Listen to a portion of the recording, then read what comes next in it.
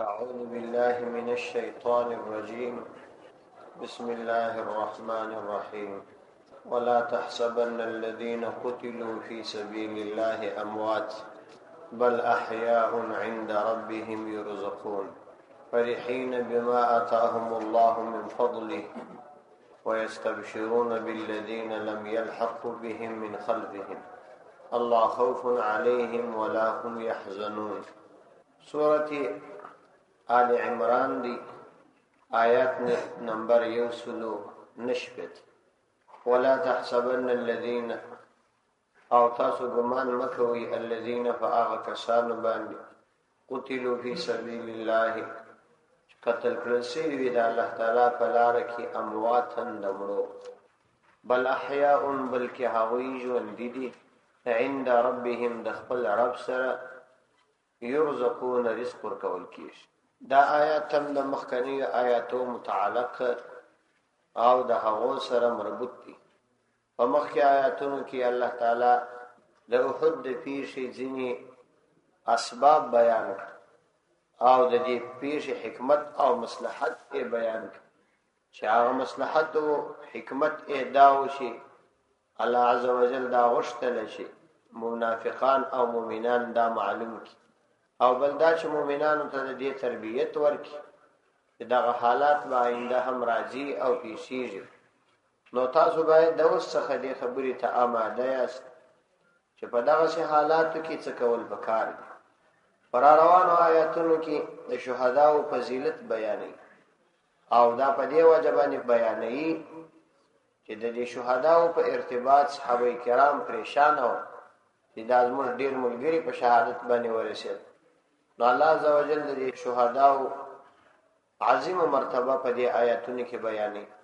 چې شهادت یو ډېره لوړه مرتبه ده او دا په خپل ځان کې مقصود عمل دی چې انسان یې باید لاس ته راوړي. امام ابو داود رحمت الله علیه او دا غرنګ امام مسلم رحمت الله علیه امام نسائی د دروسو یو حدیث را نقل کړي چې کله د احد د پیښې د شهیدانو په ارتباط باندې صحابه کرام فکرمن و نو الله عزوجل د شهداو سره ډیره بهترینه معامله کړې هغه دا چې دا د احد د شهداو ارواح یې واخستل او دا یې وای د زرغونو مرغانو په ججورو کې واچول او بیا یې دغو مرغانو ته د دې اجازت ورکړي چې تاسو په جنت کې ګرځئ.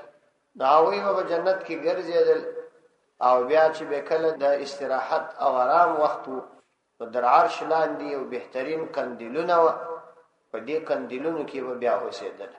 کله چې دا شهدا د دې دومره لوړې مرتبې خاوندان وه نو دوی د الله عزوجل څخه دا غوښتنه وکړه چې ای الله زموږ په دغه حال باندې زموږ هغه وروڼه چې هغه پاتې دي زموږ تر شا او تر اوسه لا زموږ سره نه دي یو ځای سوي او زموږ په ارتباط فکرمند دي هغوی په دې باندې خبر کړه. نو الله عزوجل دغه آیتونه نازل کړل او په دې مؤمنان د شهداو په حالت باندې خبر کړل. حضرت انس ابن مالک رضی الله عنه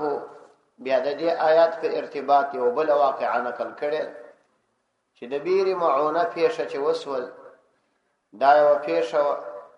یو دوی قبیلې وی هغوی راغلي و پیغمبر علیه السلام او دا ورته ویلي و چې زموږ قبیلو تازه ایمان راوړی دي نو ته موږ ته څه کسان په لاس راکړه چې هغوی دا زموږ قبیلې ته دین وروښي. پیغمبر علیه السلام تقریبا 80 کسه صحابه په شاوخوا کې وه په هغو کې حافظان و قرا و علما و نو دا یې ورسره واستوه. هغو غداري کړې وه په لاره کې یو څا دی دا علاقه د معونه په نامه د بیر معونه ورته وایي. نو هلته ورته پټ و کمینې نیولي و دوی خالص الله وه په هغوی باندې حمله وکړل او ټولې په شهادت ورسو. نو په دې کې یو صحابي ملحان الانصاري رضی الله عنه هغه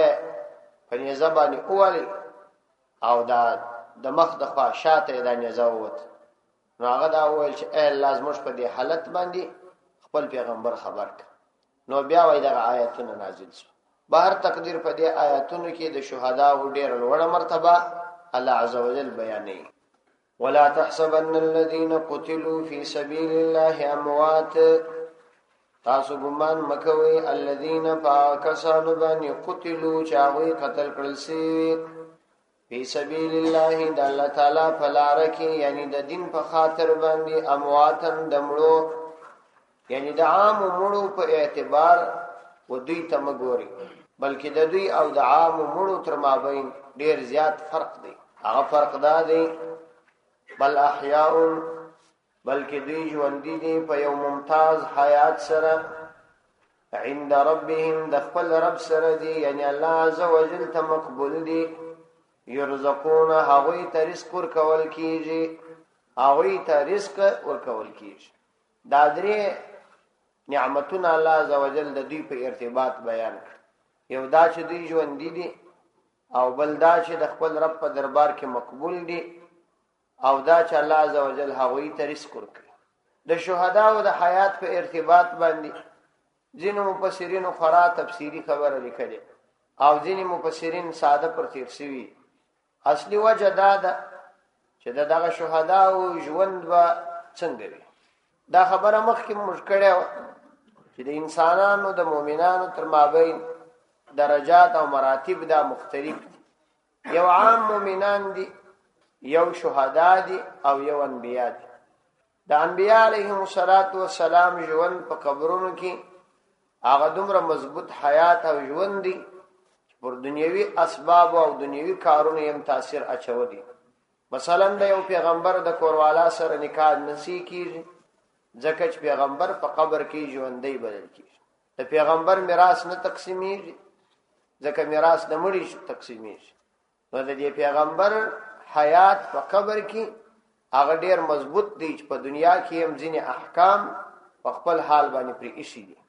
دومره درجه ژوند هغه د شهداو دی د شهداو ژوند هغه دا دی چې پر دنیا یې لږ آثار پاتې کیږي هغه دا چې شهید ته ضرورت نشته چې غسل ورکړي شي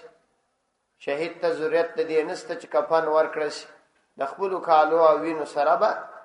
پټیږي دا مرتبه به عام مړی ته نه ده حاصل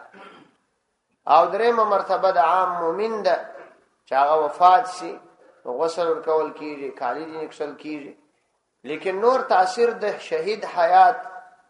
او د عام مؤمن ژوند په قبر کې پر دنیوي آثار او احکام باندې کوم تاثیر نه ورځي اوس دا چې په قبر کې حیات څنګه دی یو خدا حیات برزخی دی دا خو هر مؤمن ته حاصل دی چې هر څوک وفات شي نو یا به د خدای له طرفه نعمتونه ورکول کیږي مؤمن به وي مؤمن صالح وي او یا به یو مؤمن وي چې ګناهګار وي نو خدا روح یې ژوند لري ځکه چې عذاب او عقاب او ثواب دا دواړه تر روح پورې مربوط دي یعنی روح ته ورکول کیږي د روح په وجه باندې جسد درد او تکلیف محسوسي او یا نعمت او خوند محسوسي که په دې بدن کې روح نه بیا په دې بدن کې خوند درد او خوشحالي دا نه احساسيږي موږ تاسو وینو چې کله د انسان یو لاس دی د انسان د بدن یې جلاک بیا هغه چرته پکې درد نه کوي نو بنیادی شی هغه په دې روح کې دی خبره په روح کې نو اصلي خبره دا ده چې د انبیاء علیهم السلام د ژوند څخه ورسته تر ټولو بهترین ژوند هغه د شهدا او ژوندۍ ده خو په اصل کیفیت یې یوازې الله تعالی خبر دی بل چاته کیفیت معلوم نه دی دومره معلومه ده چې الله عزوجل فرمایي چې دوی ژوند دي او دوی ته الله تعالی رزق ورکړي او د الله تعالی په دربار کې مقبول دي او ځینې آثار کله کله ظاهري ښکارا کیږي هغه دا چې د یو شهید بدن تر ډیره وخت پورې نه خرابېږي او بل دا چې کرامات د مرګ څخه وروسته په ځینو وختو کې ښکارا کیږي چنانچه عالم وايي غالبا قاضي ابو سعود رحمت الله علیه وايي چې ما د شهدا او د حیات په ارتباط باندې فکر کاوه سوچ وکاو چې دا شهدا څنګه دي وای بیا یو شپه وینم تقریبا دا قاضي ابو سعود رحمت الله علیه یعنی د اوس څخه وسو کاله یا 600 کاله په خاطر سوی په 800 هجری کې یا په 900 هجری کې دومره وخت کې چې تیر سوی وای ما خوب لیدی چې په دې خوب کې د احد د شهدا او یو ځوان دي هغه په دې قبر کې ناست او بالکل صحیح سالم ناست دي دا د نامک شته حصہ نه معلومي روغ جوړ دي او ماته داسې په خندا شي داسې معلومي لکه څوک چې ناس دي د لاندې بدن هم جوړوي نوای زه پوسولم چې دا حیات الله تعالی دوی ته ورکړي خو د دې په حقیقت باندې یوازې الله خبر دی بل چاته د دې علم نشته نو شهادت ډېر لوړه مرتبه ده ځکه الله عزوجل دغه بندگان د دې څخه منع کړي چې پر دوی باندې د مړو ګمان وکړي شي بلکې دوی ژوند دي په یو ممتاز حیات ژوند دي خدای عزوجل د دوی د مرګ نه پکې چې مړ نه دي او الله عزوجل ته مقبول دي الله وی ته رزق ورکړي جابر رضی الله عنه یو عظیم صحابي دی د پلار عبد الله د احد په جنگ کې په شهادت ورسه نو بیا وایي چې زه د خپل پلار په ارتباط غمجن وم ما به ژړل او د مخ څخه به مې وشکې پاکولې صحابه کرام به زمنع کولم چې دا کار مکوه خو نبی کریم علیه الصلاۃ والسلام به څه نه ویل وای بیا پیغمبر علیه الصلاۃ والسلام زه ولیدم او ما ته ویل چې ته ډېر غمجن کېږم الله عزوجل ستا پلار او نور د احد شهدا خپل حضور ته ودرول او د ټولو سره خبرې وکړي خو ستا د پلار سره الله عزوجل د پردې آفت خبرې وکړي ستا د پلار دومره لوړه مرتبه او بل دا چې ستا پلار په شهادت رسیدي د داغه وخت څخه تر دا چې دی جنت ته داخلي دي الله عزوجل د لپاره مستقل جماعت د فرشتو ملائکو تیار کړیو چې هغه د اعزاز او اکرام کا نو ته به دې باندې غمجن کېږم نو دا اصل کې د شهدا او مرتبه ده چې الله عزوجل بیان کړي احادیثو کې نورم خورا ډېر فضایل راغلي چنانچه تقریبا زموږ څومره کتابونه چې دي د احادیثو کتابونه په هر کتاب کې د شهداو مستقل د فضائل باب شودل کیږي پیغمبر علیه الصلاۃ والسلام فرمایي چې د جنت په داخله دو سره سم یو ډېر بهترینه بنگله ده او دا د جنت دی ولی په غاړه او دا د شهداو د اوسېدلو ځای شهدا دلته اول دواره اوسېږي مخکې تر دې چې دوی جنت ته داخل کړي او الله عزوجل دوی ته دلته رزق ورکړي او دوی چې څه غواړي الله تعالی هغه دوی ته ورکړي او د دې درجات د شهداو درجات دا د شهادت او د نیکو اعمالو په ارتباط بدلیږي او را بدلیږي ځینې د ډېرې لوړې درجې په دې کې بیا خپل درجات تر عام خلکو خو دې لوړې لیکن خپل تر مابینهم بیا درجات لري پیغمبر علیه الصلاۃ والسلام د یو شهید شفاعت د اویاو کسانو قریبانو په ارتباط باندې قبول ګڼلې دي چې یو شهید د خپل اویاو دوستانو په ارتباط باندې چې هغه د کبیره ګناه خاوندان وي شفاعت کولای شي او الله تعالی د هغه شفاعت قبلوي او هیڅ یو بنده چې د قیامت په ورځ باندې الله عزوجل سوال ورسوي کې چې تاسو خواهش دي دا تمنا نه کوي چې دنیا ته ولاړ شي یوازنی کس چې دا تمنا وای کوي چې دنیا ته ولاړ سم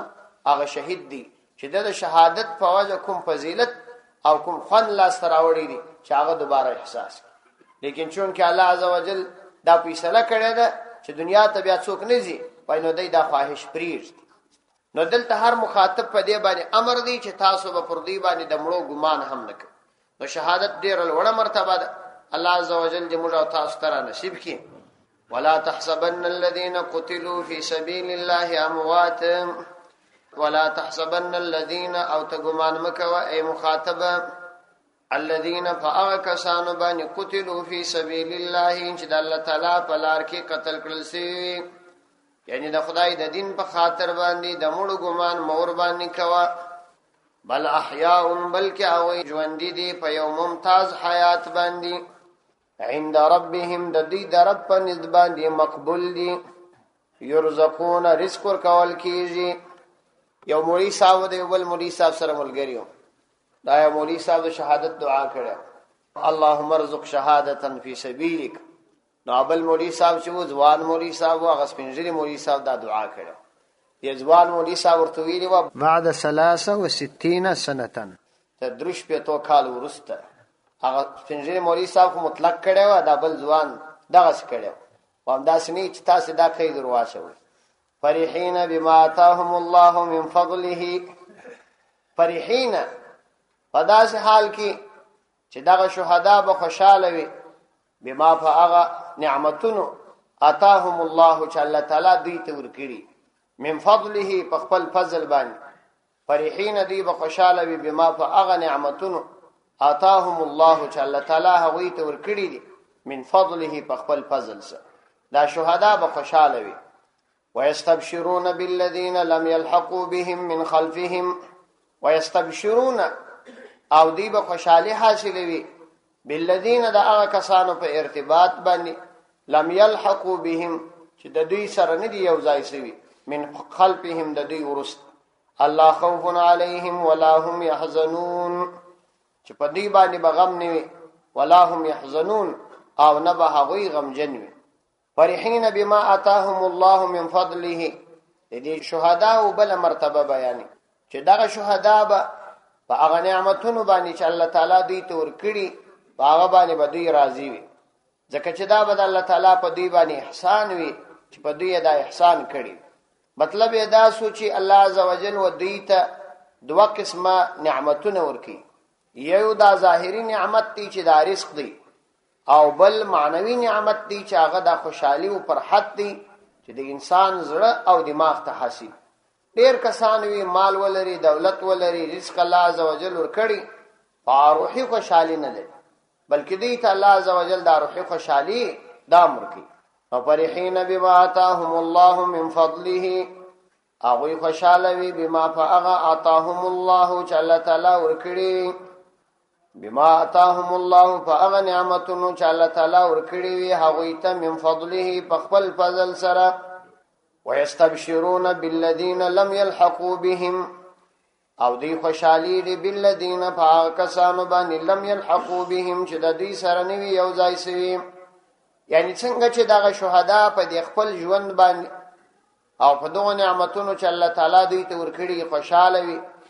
نو همداسې د هغو مؤمنانو په ارتباط چې لا تر اوسه د دوی سره یو ځای سوي نه دي